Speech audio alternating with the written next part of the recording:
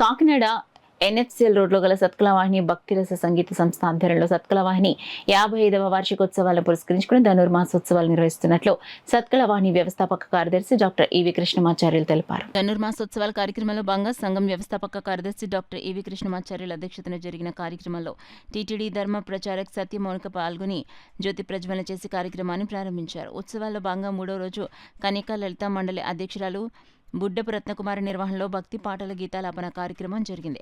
కార్యక్రమంలో కన్యక లలిత మండలి సభ్యులు భక్తి గీతాలను ఆలపించారు. కార్యక్రమాలకు దేవులపల్లి వెంకట సత్యసాయి శర్మ పద్మిని, డాక్టర్ కేశవరాజువాణి, దేవతా నరసింహమూర్తి, మాలతి దంపతుల సౌజన్యంతో ఏర్పాటు చేసినట్లు సత్కళవాహిని వ్యవస్థాపక కార్యదర్శి డాక్టర్ ఈవి కృష్ణమాచార్యులు తెలిపారు. ఈ కార్యక్రమంలో సత్కళవాహిని సభ్యులు డాక్టర్ గరికపర్తి నమశివాయ, నాగమణి దంపతులు, కుంచికా లక్ష్మి, పెద్ద సంఖ్యలో నగర ప్రముఖులు పాల్గొన్నారు.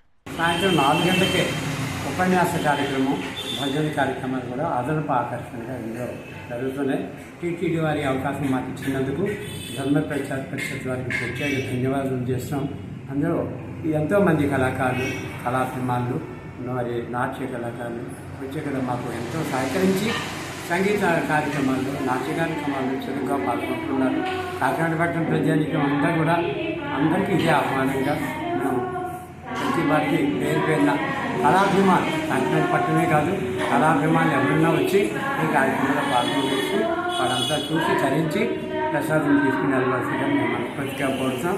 ఇంకా మనకి ఈరోజు 18వ రోజు, ఈరోజు కార్యక్రమంలో జె సత్యమౌనిక గారి యొక్క భాగవత ఉపన్యాస కార్యక్రమం జరిగింది. తదనంతరం శ్రీమతి బొడ్డపు రత్నకుమారి గారి నిర్వహణలో కన్యకా మండలి జగన్నాథ్ వారి యొక్క భజన కార్యక్రమం ఇక్కడ జరుగుతుంది. కాబట్టి అందరినీ ఆహ్వానిస్తూ అందరూ జయప్రదం చేయవలసిగా కోరుతూ నమస్కారం చేసుకుందాం.